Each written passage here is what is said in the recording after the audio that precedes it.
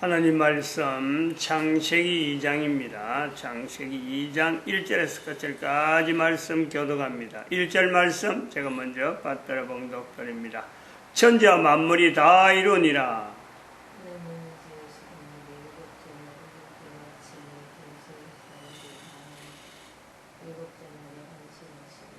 하나님이 일곱 자녀를 복주사 거룩하게 하셨으니 이는 하나님이 그 창조하시며 만드시던 모든 일을 마치시고 이날에 안식하셨음이더라. 너희가 하나님의 성전인 것과 하나님의 성령이 너희 안에 거하시는 것을 알지 못하느냐. 모든 정사와 권세와 능력과 주관하는 자와 이 세상과 오는 세상 일컫는 모든 이름 위에 뛰어나게 하시고 또 만물을 그 발 아래 복종하게 하시고 그를 만물 위에 교회의 머리로 주셨느니라. 교회는 그의 몸이니 만물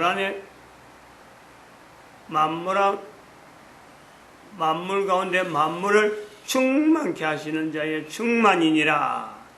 평강의 하나님이 친히 너희를 온전히 거룩하게 하시고 또 너희 온 영과 혼과 몸이 우리 주 예수 그리스도 강림하실 때에 흠없게 보존되기를 원하노라. 너희를 부르시는 이는 미쁘시니 그가 또한 이루시리라.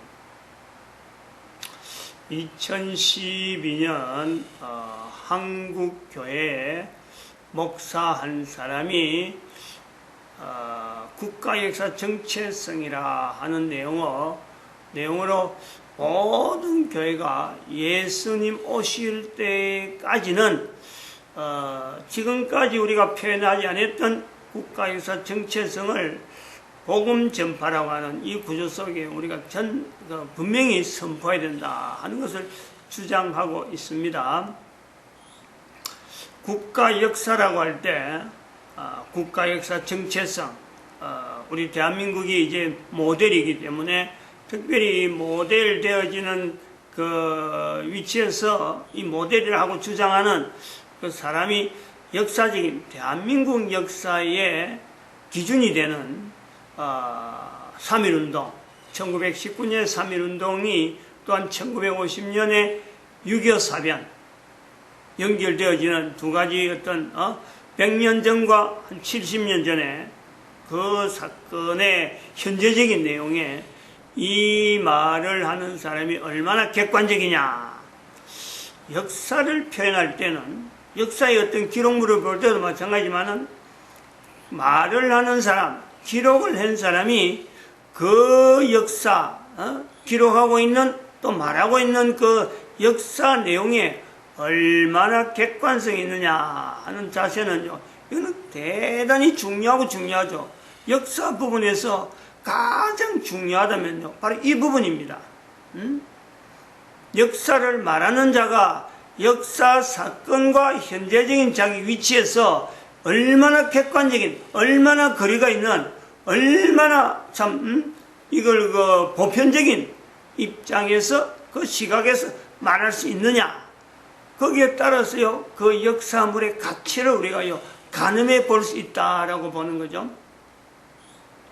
왜냐하면 역사는 선조로부터, 선조 때부터, 내 아버지 때든지 어쨌든 간에, 연결되어서 선조로 거슬러 올라가서 나타나는 내용이 이게 바로 역사입니다.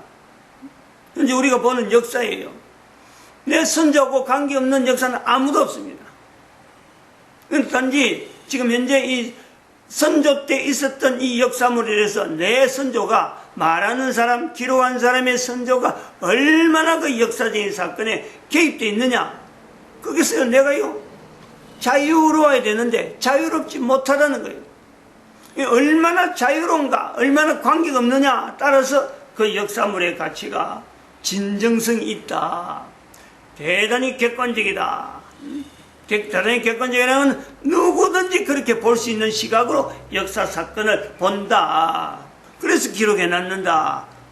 아주 중요합니다, 역사에. 제가 이 내용을 왜 이렇게 강조하고, 제가 지금 역사를 이야기함에도 불구하고 이 역사 부분에서 이렇게 좀 객관적인 자세를 가지려 애를 쓰느냐. 제가 책을 하나 읽고 역사에 대한 책을 읽고 그거에 대해서 제 나름대로 느낀 아주 뭐 좀 충격이죠, 충격.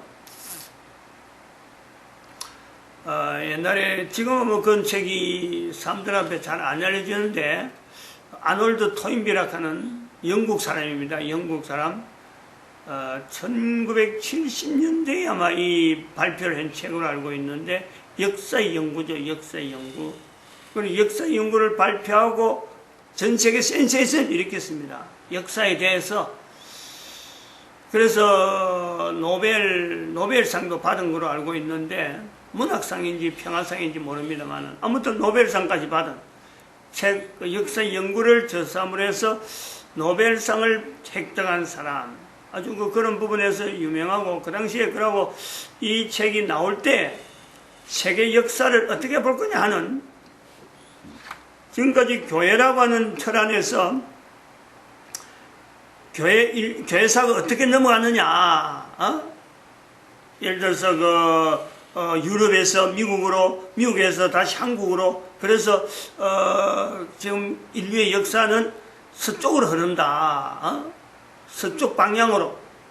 그래서 인류 방향이 흐른다 하고 우리 대한민국이 굉장히 고무적으로 그 내용을요 우리가 보고 있던 때입니다. 제가 청년 때에 작년 때인가 청년 때죠. 청년 때 그 책을 역사의 연구 1이 나올 때 한번 샀고 그 다음에 역사의 연구 2가 또 워낙 큰 분량이라서 2가 나중에 나왔는데 2도 나중에 샀습니다만은 2는 내가 읽어보지를 않았습니다. 그냥 사놓기만 샀는데 지금 그 책을 누가 가져갔는지 빌려줬는데 아마 내가 누구 빌려줬는지 모를 정도로 지금 그래 돼 있어요. 그 책을 읽을 때에 그 인류의 우리 국민들 대부분이 산 이 책 안 읽고는 뭐 참 역사도 이야기하기도 그렇고 앞으로 세계사 속에 우리 국가가 어떻게 이 참여하게 되는지 모른다 해서 젊은 사람들이 이 책을 읽도록 좀 여러 가지 근거를 많이 받았는데 그 책을 읽을 때하고 역사 2가 나올 때에 2권이 나올 때는 제가 그때는 이미 그 책에 대한 가치를 제 나름대로 평가를 했죠. 그 책에 대한 내용은 그렇습니다. 세계의 문화, 세계의 어떤 문화적인 충돌, 이 문화적인 충돌의 입장에서 그 문화적인 충돌을 일으키는 국가에 대한 나라, 그러니까 문화를 주도적으로 이끄는 나라가 누구냐, 그 나라의 역사에 대해서 어떻게 주변을 영향을 미치느냐, 요 관점이 주로 유럽 쪽을 많이 겨냥했고, 유럽 역사는 기록이 많이 남아있으니까, 또 이야기를 많이 할 수 있으니까, 그 다음에 또 그 바벨론 문화를 많이 다루고, 이 아시아 문화권이라 해서 나타난 내용은 중국과 일본을 중심했어요. 중국과 일본. 그 당시에 대한민국은 이제 6.25 사변 지나고 뭐 재건운동 한다면서 얼마 안 됐거든요. 그때 박정희 정권 때 나타난 거니까 뭐 전 세계 사람들한테 알려지지 않는 그런 나라였어요. 그래서 대한민국의 역사에 대한 내용을 이 아시아권에 대한 문화를 이야기할 때 일본을 우선적으로 하는 거예요. 태평양 전쟁 일으켰다. 그때만 해도 청나라는 중국은 공산당으로 해갖고 막 분열되어지고 막 좀 정신없이 이제 그때 가수습을 하고 있던 그런 때에 대한 역사를 쭉 하면서 일본 역사를 우선으로 하고 있는 거예요. 그러니까 중국도 반발하고 대한민국도 뭐냐 이건 대한민국 역사가 얼마나 일본보다 깊은데 대한민국이 깊은 그리고 일본은 영향준 이거는 안 하고 일본이 오히려 한국을 식민지화 만드는 걸 통해서 일본 문화를 더 앞세우는 그 내용이 있었다. 그래서 역사의 연구에 아놀드 토인비의 역사의 연구에서 결국은 결점이 뭐냐 이것이 나중에 부각하는 거예요. 그 나오는 국가들의 항의, 어느 나라의 국가, 대한민국도 마찬가지지만 중국이나 이런 나라에서 이 역사 보는 관점이 이래갖고는 너무 주관적이다. 영국 사람이 식민지적인 그래 정책을 했던 영국 사람이 쓴 것이니까 이거는 모든 사람들에게 다 적용하기에는 안 된다. 이런 반발이 나왔단 말이에요. 그걸 제가 직접 읽으면서 또 그런 평이 나오는 내용을 내가 참조하다 보니까 역사의 연구 2가 나왔는데 그거는 별로 시큰둥하게 1도 안 하는 그런 현재 우리가 입장이 있었다 이래 봅니다. 제가 그 영향을 많이 받은 거예요. 비평하는 거. 나올 때는 전 세계 사람들이 그냥 막 집중해서 막 신문에도 막 대서특필했는데 실제로 역사의 연구를 보니까 아놀드 토인비라는 사람이 영국 사람이고 영국 사람이 귀족. 나름대로 그 당시 글을 쓴다는 건요 굉장히 돈이 많은 사람이 돈이 없으면 절대 그런 책을 못 쓰니까 그러면서 한갓 역사라고 하는 이 부분에 있어 가지고 자기의 어떤 지식 자랑 역사에 대해서 난 이런 뭐 참 높은 경지에 있는 안목이 있다. 문화라는 내용을 가지고 문화적인 내용을 갖고 역사를 이야기하는 접근을 하게 되었다 하는 아니한 역사에 대한 대처에 대해서 그 사람, 기록엔 사람을 비평하더라. 이 사람이 이런 입장이 있고 이런 입장이 있고 이런 입장이 있으니까 특별히 영국하고 일본은 그 영일동맹이라고 하는 일령동맹이라고 하는 2차 대전부터 시작해서 1차 대전도 관계되죠. 러일 전쟁을 할 때 벌써부터 동맹관계겠던 아주 오제이고 또 일본 자체가 벌써 1445년 우리 1585년경에 있는 대한민국의 그 임진왜란 때 벌써 네덜란드하고 교류됐던 유럽하고 굉장히 가까운 일본. 그러니까 일본은 유럽 사이에서요 굉장히 동양에서 제일 자기들하고 친한 중국을 제치하고 일본은 유럽의 친한 국가가 되니까 일본을 뭐 어마어마하게 뛰어난 거예요. 이 어마어마하게 좋은 문화로 높여놨단 말이에요.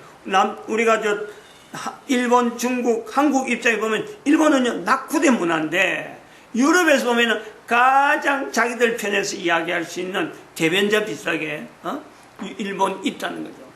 그런 비평을 받고 그 책이 내가 산 책인데 좋은 책이라서 유명한 책이라서 산 책인데 읽어는 사고는 읽어는 읽어봤지만 이거는 읽어보도 안 하고 그냥 뒤에 있는 어떤 목차마 정도만 읽어보고는 내가 거리를 두었던 내 경험이 있다는 거죠. 당시에서는 저로서는요 굉장한 충격이죠. 그게 도대체 이렇게 비평하는 이유가 뭐고 이 영향이 도대체 역사를 보는 어떤 그 관점에 문제가 있는가. 비평 자체에서 제가 이렇게 비평하는 것은 도대체 어떤 의미냐. 아직까지 역사를 뭐 객관적으로 해야 된다 하는 이런 건 생각도 없고 그 영향이 있기 때문에 국가에서 정체성을 이야기하는 부분에서 제가 제 나름대로의 경험에 의해서 연결된 내용을 가지고 이렇게 발표하는 부분에서 내가 얼마나 이게 객관성이 있느냐, 이게 참 이 사건하고 내하고 얼마나 멀어져 있느냐, 이 내용에서 선조들의 접근을 안 할 수가 없는 거죠. 그렇게 많이 고민을 해왔다라는 거예요. 그래서 어저께부터 이제 이야기 드린 그 이 내용이 내 신상, 내 가족의 부모, 내 부모님들이 어떤 위치에서 국가 역사 정체성에 표현하는 3.1운동이나 6.25 사변에 얼마나 멀어져 있느냐. 또 우리 처가 쪽으로 해가지고 처남 쪽으로 남자 쪽으로 해서 얼마나 멀어져 있느냐. 우리 내 부모 그러하게 처의 부모 중에서 처의 부까지는요, 이 세 어떤 그 계열에서 계통에는, 세 분의 계통에는요, 아무리 올라가도, 임진왜란까지 올라가면 모르죠. 임진왜란 올라가면 모르겠지만, 임진왜란 이후로는 참 이 접근이 힘드는 그런 어떤 그 요소가 있다.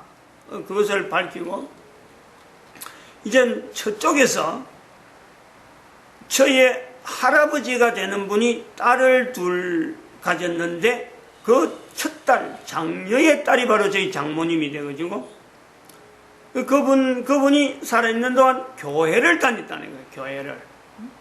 교회를 다니고 1919년에 교회 다닌 사람은 누구 특별히 어떤 정체성이 있어서 정치적인 성향이 있어 그런 게 아니라 이거 당연히 3.1운동에 주동적인 위치에 있을 수밖에 없는 거 아니에요. 있을 수밖에.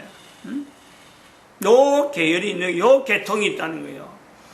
교회 계통에서 나타나는 3.1운동. 여기서는 어쩔 수 없이 3.1운동이 연결되는데 그것이 현재 있는 우리 저에게는 이것이 또한 그동안 잊혀지고 있다가 작년에야 비로소 그분이 독립운동을 하신 분으로서 국가유공자에 등록이 되어 있구나.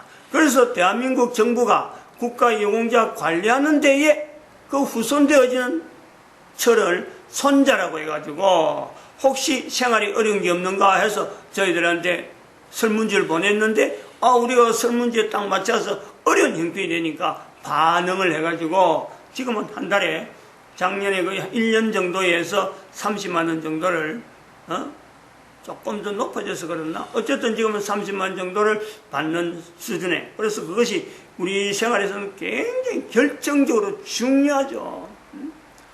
매달 그냥 마이너스가 있느냐 없느냐 하고 마이너스 몇천 원 안 그러면 몇만 원이 남는다. 그래서 이율하는 매달 우리가 회계 정리를 이 재정 정리를 하면서 넘어가는 살림살이에 30만 원으로 넘어온 건 어마어마합니다. 만약에 그것을 그 30만 원에 들어온 내용을 제가 목사가 되기 전이라든지 안 그러면 성경을 가지고 국가에서 정체성 창세기 2장을 이걸 나타낼 때, 안 그러면 창세기 1장을 할 때, 또 선지자서를 할 때 만약에 그런 내용을 알았더라면요, 저는 지금까지 나타냈던 선지서나 창세기 1장을 할 때는 이런 부분에서요 사실은 이게 온전치 못했을 거예요. 지금 창세기 1장부터 넘어온 내용이 얼마나 900 지금 30호거든. 930호. 그래갖고 이것이 창세기 2장 들어온 지가 338인가 그래요. 380인가. 그 1년 정도 된다는 거 아니에요. 1년. 창세기 1장만 1년 했고 창세기 2장이 들어온 거는 1년 후가 되니까 3.1운동에 3.1운동에서 영향을 받았다면요 제가 굉장히 주저를 했어요. 근데 쭉 넘어오던 내용이 바로 작년 12월 달에 국가에서 정체성을 이야기할 적에 거의 영향이 없는 내용을 가지고 그대로 이야기를 한 이런 요소가 있단 말이죠. 그리고 또 저희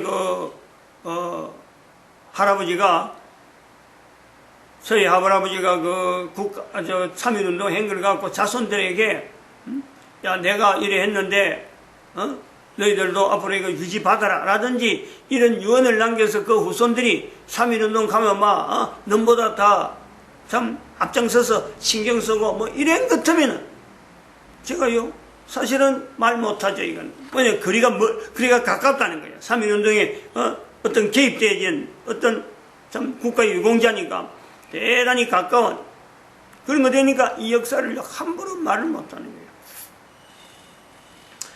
이제 여기까지 와서 이 국가에서 정체성을 교회가 말한다 그럴 적에 한편으로는 다른 거는 다 되는데 제 주변에 어머니 아버지 또 저의 어머니 아버지까지는 이 내용이 다 개인적에는 어느 누구도 관계없는 내용으로 될 수 있다라고 볼 수 있는데 이제 국가에서 정체성을 막상 말하는 교회 목사가 입장이 되면요 사실은 국가에서 정체성에서 객관성이다 이 내용을 말할 수 없는 내용은 어느 나라든지 나타낼 수 있는 요소가 그 나라 국가 역사 정체성을 이야기할 적에 가장 객관적이지 못하는 자리에 있는 사람들 그 사람들이 누구냐 그러면요 이걸 구분해야 되니까 각 나라에 다 있다는 거예요. 각 나라가 다 있는데 그 나라가 바로 그 요소가 뭐냐면 대한민국 교회 목사, 개신교 목사가 국가 역사 정체성을 말할 수는 있지만은 적어도 천주교 신부라든지 천주교 어떤 조직에 관계된 어느 누구도요 국가 역사 정체성을 말하는 데는 자격이 없다 라고 말할 수 있는 것이 바로 교회 목사라는 거예요. 그래서 교회 역사는 국가 역사라고 하는 정체성을 이야기할 때 교회 목사가 말할 적에 바로 이 개신교와 천주교의 관계에서 역사 부분에서 얼마나 객관성을 유지할 수 있느냐. 때는 어때서 이 객관성이 있을 수가 없는 겁니다. 바로 직접적인 내용이에요. 그럼에도 불구하고 국가 역사 정체성을 이야기할 적에 캐토릭에 관계됐던 천주교가 관계된 교황제도 안에서 조직되어 있는 어느 누구도요 그 국가의 역사 정체성은 말할 수 없는 자격이다. 자격이 없다. 라고 이야기할 수 있는 개신교 교회 목사, 혹은 개신교 역사가, 개신교 계통의 역사가, 그 위치가 있다는 거죠. 거리를 둔다는 거죠. 국가 역사 정체성을 교회가 이야기해야 되지만은 교회의 목사가 말해야 되는 것, 개신교에 관계된 사람만이 이야기할 수 있는 내용은 되지만 대한민국도 마찬가지예요.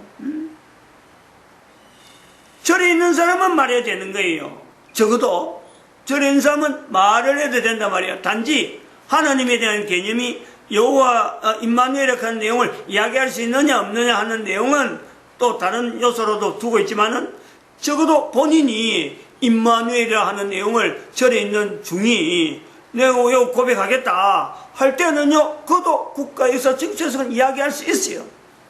그러나, 절이라고 하는 그 조직 속에서도 나는 요 조직을 통해서 우리 조직 자체에 있는 국가에서 정체성을 보급하겠다 라고 하면요, 얼마든지 가능해요. 그러나,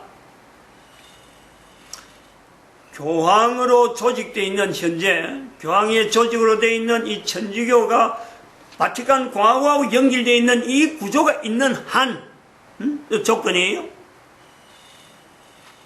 천주교에서 조직되어 있는 어느 누구도요 그 국가의 역사 정체성은 말할 수 없다.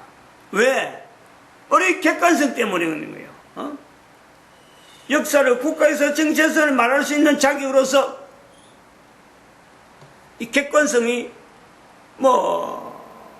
아주 없는 거죠. 아주.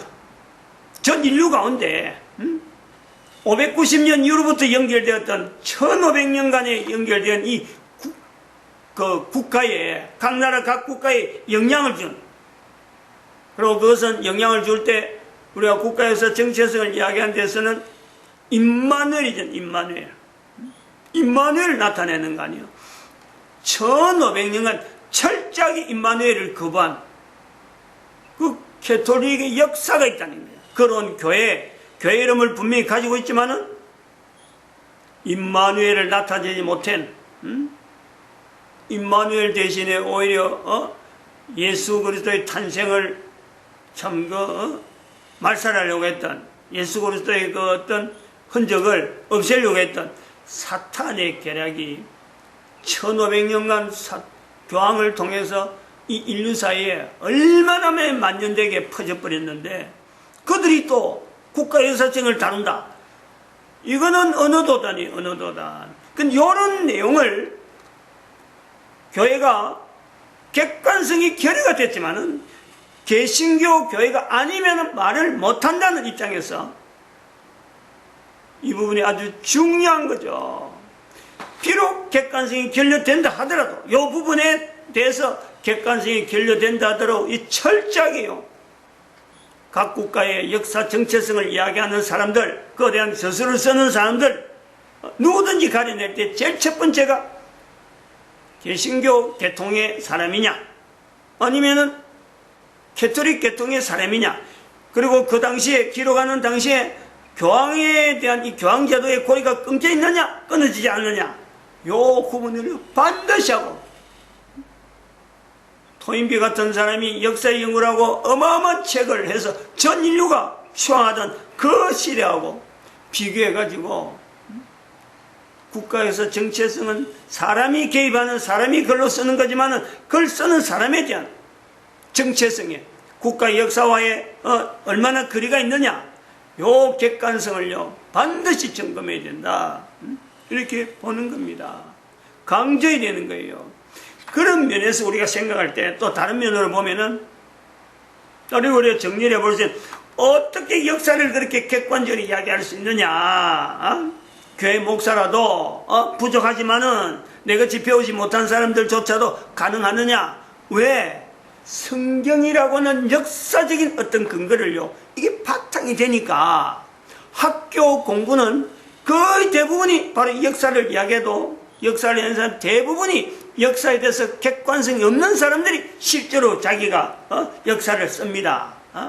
우리나라 역사도 막 이렇게 바꾼다 하는 이런 역사 왜곡이라 하는 내용을 이야기하는 사람들도 전부 다 직접적인 관여가 있는, 자기가 써고자 하는 그 내용에 자기가 직접적으로 관여 있는 사람이 쓰는, 그래서 역사 왜곡이 되는 거예요. 그렇지 않다 하더라도 교과서에 나오는 역사의 대부분은요, 기록한 사람들이 남긴 내용은 전부 다 그 사람하고 관계됩니다. 직접 간접으로 다 연결되어지는 내용을 쓰는 거예요. 안 그러면은요, 쓸 어떤 소재가 없으니까. 근데 전 세계 인류 가운데 가장 역사에 대해서 어떻게 보면은 객관성을 보여주는 자료가요, 바로 성경이죠, 성경. 대한민국 교회 목사가 이렇게 국가 역사 정체성을 이야기할 수 있는 그 힘의 근원은요, 바로 성경에서 나타나는 역사의 어떤 전체적인 방향을, 그런 자료를, 이걸 지금 시대에 비추어본 그 정도밖에 안 되는 거예요. 이 성경의 기록자를 봐야 돼요. 성경의 기록자가 역사에 얼마나 참 이렇게 거리가 뭐냐. 가장 역사의 한복판에 있었던 직접적인 사람임에도 불구하고 이 사람들의 기록한 사람들은 대부분 그래요. 교회는 만물 위에서 예수 그리스도를 머리로 두고 있는 이 교회라고 하는 이 현장 자체에도 불구하고, 바로 역사의 현장에 있음에도 불구하고 이 성경이 역사에 객관성을 나타내는 데는 기준이 되어지고 어떤 잣대가 되어지는, 표준이 되어지는 내용은 우리가 그걸 비교해 봐야 돼요.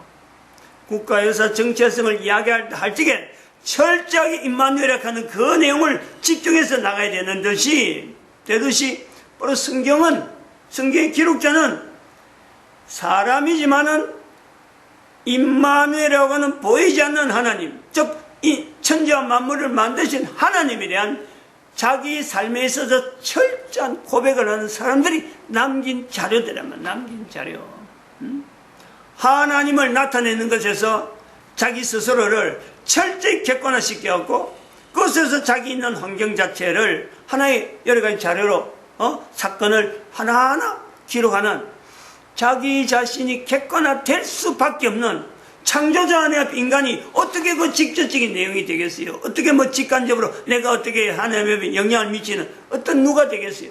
하나님이 하시는 일, 임마누엘에 나타나시는 그 내용을요, 인간이 기록해 놓았다. 그러니까 근거라는 거예요. 그리고 이런 자세로 가지고 우리가 국가에서 정체성을 한 것에서 내가 얼마나 직접적이냐 간접적이냐 하는 내용을 얘기할 때 임마누엘에 대한 고백이 누가 가장 참 철저하게 나타내는가. 여기서 국가에서 정체성을 말하는 그 정도,